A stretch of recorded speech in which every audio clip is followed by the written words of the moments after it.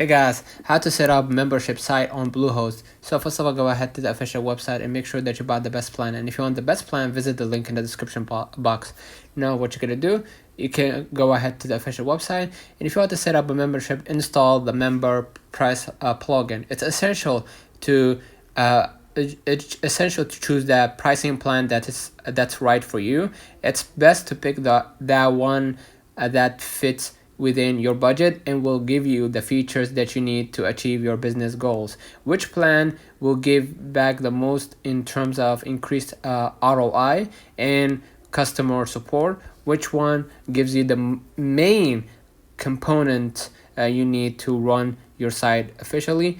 MemberPress gives you 3 options and goes into detail about what features come with each plan. There is no hidden cost and there is no risk money back guarantee.